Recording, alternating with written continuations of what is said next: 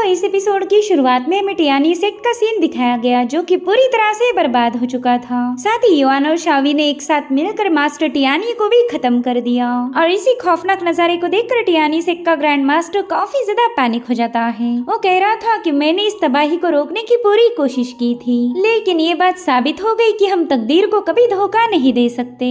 जो होना था वो हो ही गया। तीनों अपर से पूरी तरह से बर्बाद हो गए। अब तो सब कुछ खत्म हो गया और इतना कहते साथ ही वो ग्रैंड मास्टर अपने व्हील चेयर पर बैठकर वहाँ से रवाना हो गया। इधर अलाई तो सीधे जाकर शावी के गले लग गई। वो कह रही थी कि सिस्टर आप काफी ज्यादा पावरफुल हो, अब तो मुझे किसी से डरने की कोई जरूरत नहीं, आप हमेशा मुझे प्रोटेक्ट करोगी। वहीं पर शावी भी उसका काफी सारा लाड़ करने लगी। ये देखकर युआन कहता है कि चलो अब मैं जा रहा हूँ आराम फरमाने, हर रोज बैटल खेल कर मैं काफी ज्यादा थक चुका हूँ। मगर उतने में शावी ने सीधे जाकर युआन की पीठ पर हमला किया। दरअसल वो युआन की मेरिडियंस को क्लियर करना चाहती थी और अब जैसे ही शावी की पावर ने युआन की बॉडी में एंटर किया, युआन ब्लड की वोमिटिंग निकाल देता है। साथ ही शावी उससे कहती कि थोड़ी देर पहले तुमने जिस मूव का यूज किया था वो मुझे काफी ज्यादा अजीब लगी। और अब यहाँ पर शावी अपनी पावर्स का इस्तेमाल करते हुए युआन की बॉडी को ऑब्जर्व करने लगी। वो युआन को बताने लगी कि तुम्हारी बॉडी के अंदर एक बहुत ही वाइल्ड और रेजिंग एनर्जी मौजूद है और वो एनर्जी इतनी ज्यादा पावरफुल बन गई कि उसने तुम्हारी ची पावर और ब्लड को कम्प्लीटली आउट ऑफ फ्लो कर दिया।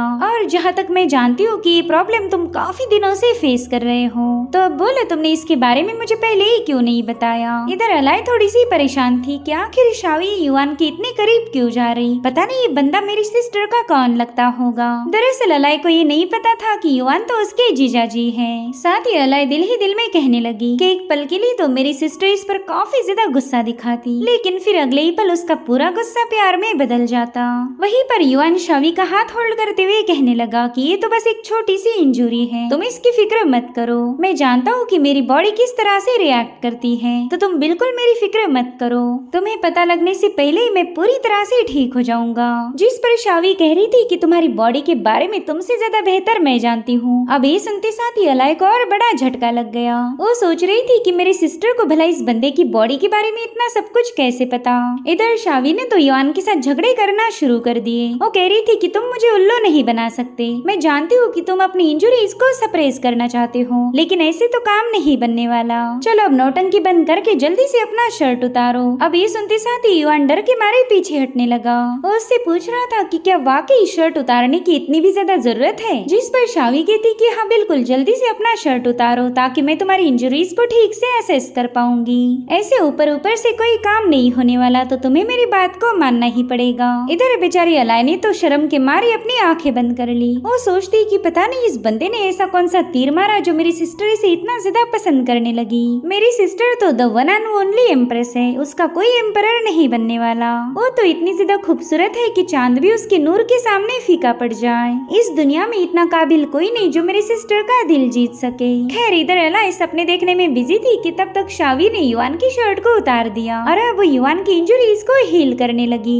एक बात तो अलाई को कंफर्म हो गई कि शावी युआन को पसंद करती है। साथ ही वहाँ पर जो युआन का ब्लड पड़ा था वो भी अपने आप कलेक्ट हो गया। दरअसल शावी और युआन के दरमियान एक स्पिरिट रेजोनेंस क्रिएट हो चुका है। ये दोनों एक दूसरे की बॉडी में मौजूद पोटेंशियल को ड्रॉ आउट कर सकते थे और ऐसा तालमेल बहुत ही कम कपल्स के दरमियान पाया जाता। वेल यहाँ पर शावी युआन को हील करना चाहती थी, लेकिन युआन का ब्लड तो उस पर भी असर दिखाने लगा। भले ये दोनों इस बात को माने या ना माने, लेकिन इन दोनों की केमिस्ट्री काफी ज्यादा बेहतरीन थी। अगर ये लोग कम झगड़े करे तो एक बेस्ट कपल बन सकते हैं। वहीं पर शावी ने अपना ब्लड युआन की बॉडी में ट्रांसफर कर दिया, जिसके चलते युआन की बॉडी से बहुत ही स्ट्रॉन्ग स्पिरिचुअल एनर्जी रिलीज होती है। दरअसल शावी की वजह से युआन की बॉडी में स्पिरिट एनर्जी क्रिएट हो गई और उसी एनर्जी के चलते युआन के सेंसेस अब पूरी तरह से एक्टिव हो गए। इनफैक्ट वो हर एक छोटी से छोटी डिटेल्स को भी देख सकता था। इधर शावी भी खुश थी क्योंकि युआन के ब्लड ने उसकी बॉडी में मौजूद पुराने जख्मों को हील कर दिया।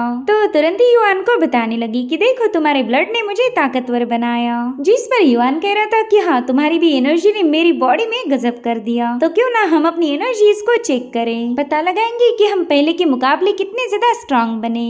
अब ये सुनते साथ ही शावी ने बस युआन को हल्का सा पुश किया और इतने में वो बंदा काफी दूर जाकर पटक जाता है। इनफैक्ट वहाँ पर एक जबरदस्त धमाका हुआ था। शावी तो अपनी पावर्स को देखकर ही हैरान हो गई। वो कहती अरे वाह, ये वाली फीलिंग्स मुझे काफी ज्यादा पसंद आई। इधर युआन कह रहा था कि चलो दोबारा से मुझ पर अटैक करो, तो शावी तुरंत ही उसकी तरफ रवाना हो गई। मगर इस बार युआन ने उसके हमले को डॉज किया था। खैर इन दोनों में लड़ाइयाँ चली रही थी कि उतने में शावी और युआन के दोस्त वहाँ पर पहुँच गए। जैंग तो वहाँ आते साथ ही शॉक होते हुए पूछने लगा कि अब इन दोनों को क्या हुआ, ये दोबारा से लड़ाई कर रहे। इधर मास्टर जियो ने तो मास्टर वांग को जोरदार चिमटी काटी। वो कह रही थी देखो तुम्हारे लौंडे ने डोमेस्टिक वायलेंस शुरू कर दिया, इसलिए तो हम लड़कियां जल्दी शादी नहीं करती। हमारे तो भाग फूट गए कि हमने तुम्हारे खानदान के साथ रिश्ता करा। तो एल्डर वांग तुरंत ही उन्हें बताने लगे कि देखो तुम्हारी बच्ची मेरे बेटे को कितनी बुरी तरह से पीट रही है। ऊपर वाला ऐसी भयानक बहू किसी और को ना दे, इसे ही बोलते हैं डोमेस्टिक वायलेंस। वही दूसरी तरफ अलाई तो इन दोनों को चीयर अप करने लगी। कभी वो शावी की तारीफ करती तो कभी वो युआन की तारीफ करती।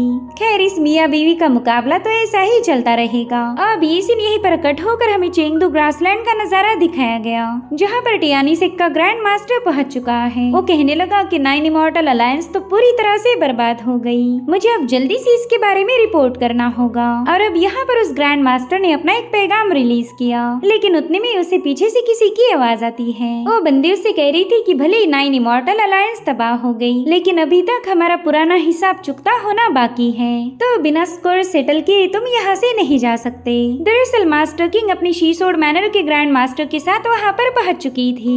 अब यहाँ पर वो सोड मास्टर बड़ी तेजी के साथ ग्रैंड मास्टर को खत्म करने के लिए निकल पड़ा, मगर उतने में उस बुड्ढे ने अपने आसपास एक पावरफुल शील्ड फॉर्म कर ली, जिसके चलते सोड मास्टर की तलवार उस शील्ड पर क्लैश हो जाती है। हालांकि टियानी सिक का मास्टर अभी भी सेफ था। इनफैक्ट सोड मास्टर भी शील्ड की पावर को देखकर ही हैरान हो गया। वो मास्टर किंग को बताता है कि मैं तो बिल्कुल भी इसे ब्रेक नहीं कर पा रहा। इधर ग्रैंड मास्टर ने भी किसी इमॉर्टल को आवाज लगाई। वो कह रहा था कि प्लीज यहाँ आकर मुझे बचा लीजिए। अभी सुनकर मास्टर किंग भी थोड़ी सी हैरान हो गई कि अभी बुड्ढा कौन से इमॉर्टल को आवाज लगा रहा। और उतने में वहाँ पर एक जोरदार धमाका होकर सोड मास्टर को पीछे की तरफ पुश कर दिया गया। वहीं पर ग्रैंड मास्टर ने भी चैन की सांस ली कि चलो अब तो मैं बच ही गया। और अब वहाँ पर एक पोर्टल ओपन होकर उसमें से एक बंदा बाहर आ जाता है। साथ ही ग्रैंड मास्टर इन दोनों को बताने लगा कि देखो ये है मेरा बैकअप प्लान, अब देखते हैं कि तुम इससे कैसे बच पाओगे। मास्टर किंग भी देखते साथ ही समझ गई कि इस बंदे के पास तो वाकई इमॉर्टल रेल्म की पावर है। वेल इसका नाम तो हमें बताया नहीं गया, मगर ये बंदा इमॉर्टल रेल्म का मैसेंजर था। साथ ही वो इमॉर्टल ग्रैंड मास्टर से कहने लगा कि इमॉर्टल अलायंस को बनाया इसलिए गया था ताकि वो हेवनली किंग सोसाइटी की जासूसी कर सके, मगर कोई काम पूरा करने से पहले इमॉर्टल अलायंस पूरी तरह से बिखर गई, यानी कि तुम लोग अपने दिए गए मिशन में फेल हो चुके हो। इसलिए अब जल्दी से अपना एक्सप्लेनेशन तैयार रखना।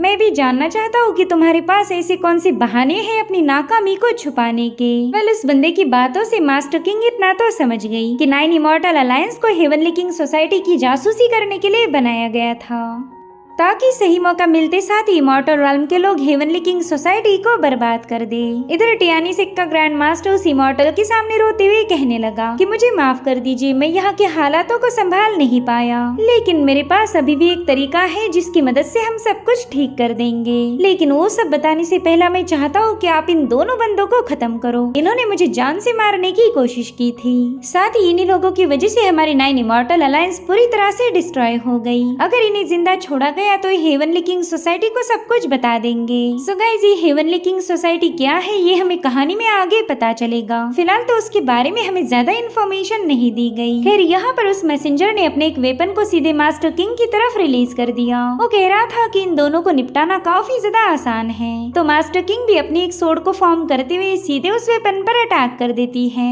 वेल यहाँ पर इन दोनों ट्रेजर्स में काफी जबरदस्त क्लैश हो रहा था, उनकी पावरफुल स्पिरिचुअल एनर्जी उस पूरे इलाके में फैलने लगी। वेल यहाँ पर मास्टर किंग ने अपनी सारी ताकत दांव पर लगा दी, लेकिन फिर भी वो इस इमॉर्टल रेल्म के वेपन को हैंडल नहीं कर पा रही थी। साथ ही वो दिल ही दिल में कह रही थी कि इमॉर्टल रेल्म के बंदे को हल्के में नहीं ले सकते, लेकिन उसे क्या पता कि वो इमॉर्टल रेल्म का मैसेंजर भी मास्टर किंग की पावर से इम्प्रेस हो चुका। वो सोचता है कि अभी तक तो इस बंदी ने जलकर राख होना चाहिए था, लेकिन ये तो मुझे तगड़ी टक्कर दे रही। मुझे तो लगा ही नहीं था कि इमॉर्टल रेल्म में इतने पावरफुल लोग होंगे। और उतने में वहाँ पर एक जोरदार धमाका होकर मास्टर मास्टर किंग काफी पीछे पुश हो गई। दरअसल उस इमॉर्टल मैसेंजर के वेपन पर एक बंदा पहुंच चुका था। दरअसल ये बंदा हेवनली किंग सोसाइटी का मेंबर था और इसे द 7th हेवनली किंग के नाम से जाना जाता और इनका नाम था मियाओ होंग। वो उस इमॉर्टल रेल्म के बंदे से कहने लगे कि तुम्हारी तो सारी प्लानिंग फेल हो गई, लेकिन तुम्हें ये सुनकर ताज्जुब होगा कि हम तुम्हारी प्लानिंग के बारे में पहले से ही जानते थे। हमें पता था कि तुमने 9 इमॉर्टल अलायंस बस हम पर नजर रखने के लिए एस्टेब्लिश की है, लेकिन हमने तुमसे कोई सवाल नहीं पूछा। हमने तो बस खामोश होकर तुम्हारी इस प्लानिंग में तुम्हारा साथ दिया ताकि तुम्हें ऐसा लगे कि तुम बिल्कुल सही जा रहे हो। जैसे तुमने हमारे साथ गेम खेले वैसे ही हमने भी तुम्हारे साथ गेम खेले, मगर बड़े अफसोस की बात है कि तुम्हारी चालबाजी बीच में ही इंटरप्ट हो गई। उस बच्चे जियांग युआन ने तुम्हें ऑलरेडी काफी अच्छा सबक सिखाया। सब एल्डर होंग को यहाँ देखते साथ ही इमॉर्टल रेल्म का मैसेंजर तुरंत ही वहाँ से भाग निकला, लेकिन एल्डर होंग के एक ही फटके में वो नीचे पटक जाता है, मगर वो एक बार फिर से ग्रैंड मास्टर पर अटैक करते हुए वहाँ से भागने लगा। हालांकि एल्डर होंग ने दोबारा से उस पर अपना एक स्लैश अटैक रिलीज किया जिसमें उस मैसेंजर का एक हाथ कट जाता है। एल्डर होंग उससे कहने लगे कि जाओ जाकर अपने मास्टर को बता देना कि वो लोग मॉर्टल्स की दुनिया में इंटरफेयर नहीं कर सकते। जब तक इस दुनिया में मेरी हेवनली किंग सोसाइटी मौजूद है तब तक मॉर्टल रेल्म से यहाँ पर आने वाला हर एक बंदा मारा जाएगा। ये हमारे मॉर्टल्स की दुनिया है, तो यहाँ पर तुम्हारे जैसे इमॉर्टल्स का कोई काम नहीं। वेल यहाँ पर हेवनली किंग होंग का पैगाम काफी ज्यादा क्लियर था कि दूसरी दुनिया के लोग मॉर्टल रेल्म में इंटरफेयर नहीं करेंगे, चाहे फिर वो हेवन ने भेजे हुए इमॉर्टल्स ही क्यों ना हो। उतने में आसमान से उस मैसेंजर की आवाज गूंजने लगी। वो कह रहा था कि आज न कल मैं अपने हाथों से तुझे मार दूंगा। उसने हाथों से नहीं बल्कि हाथ बोलना चाहिए था, क्योंकि उसका एक हाथ तो कट चुका है। और अब यहाँ पर टियानी सेक्ट के ग्रैंड मास्टर को काफी ज्यादा टेंशन आ गई। जो बंदा उसे बचाने आया था वो खुद ही अपना हाथ कटवा कर यहाँ से भाग निकला। और अब 7th हेवनली किंग उस बंदे से कहने लगे कि तुम्हें हम हमारे हेवनली किंग सोसाइटी का हिस्सा बनाने वाले थे। इनफैक्ट तुमने तो खुद होकर उस पोजीशन के लिए अप्लाई किया था, मगर तुम काम करती थी इमॉर्टल रेल्म के लिए, इसलिए तुम्हें भी कड़ी से कड़ी सजा मिलनी ही चाहिए। वेल यहाँ पर ग्रैंड मास्टर उन्हें समझाना चाहता था कि इस बार की उसकी गलती को माफ किया जाए, लेकिन ग्रैंड मास्टर ने ऑलरेडी हेवनली किंग सोसाइटी को धोखा दिया। इतना ही नहीं, उसने मॉर्टल्स के साथ भी धोखेबाजी की थी, इसीलिए वो चाहे कितनी ही रहम की भीख क्यों ना मांगे, उस पर कोई मर्सी दिखाई नहीं जाएगी।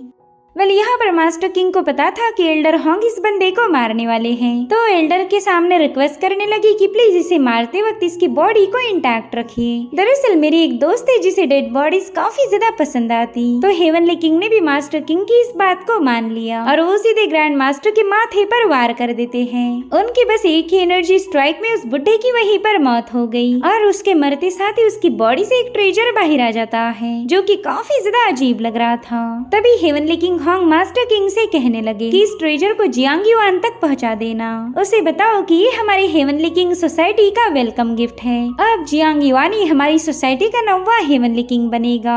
इतना कहते साथ ही मास्टर होंग वहाँ से गायब हो गए। मास्टर किंग तो ये सब सुनकर ही काफी ज्यादा हैरान थी, क्योंकि अब जियांग युआन 9वां हेवनली किंग बनने वाला था। और अब ये सीन यहीं पर कट होकर हमें किंगडी रिवर साइड का नजारा दिखाया गया, जहाँ पर लियान एक बीस्ट को बेवजह तंग कर रही थी और उतने में हेवनली किंग होंग वहाँ पर पहुँच गए। तो वो एल्डर होंग से कहती है कि मैंने तो आपको पहले ही बताया था कि टियानी सेक्ट का ग्रैंड मास्टर काफी ज्यादा ईवल है और आप तो चले थे उसे 9 हेवनली किंग बनाने। जिस पर एल्डर होंग कहते हैं कि तुमने जियांग युआन का नाम सजेस्ट किया था, तो क्या वाकई तुम्हारा जियांग युआन हमारा भरोसेमंद हेवनली किंग बन सकता है? जहाँ तक मैं जानता हूँ उस बंदे की कल्टीवेशन काफी ज्यादा लो है। जिस पर लियान कह रही थी कि मास्टर आपको तो पता है मेरी इन्फॉर्मेशन कभी गलत नहीं होती, आप बस देखते जाओ कि आगे चलकर वो बंदा आपके कितने ज्यादा काम आएगा। पहला तो मैंने भी युआन को काफी ज्यादा हल्के में लिया था, लेकिन फिर उसके साथ वक्त बिताकर मुझे पता चला कि ये बंदा तो एक जीनियस है। बस जियांग युआन ने हेवनली किंग बनने का ऑफर एक्सेप्ट करना चाहिए और फिर आप उसे जो भी मिशन दोगे वो तुरंत ही पूरा कर लेगा।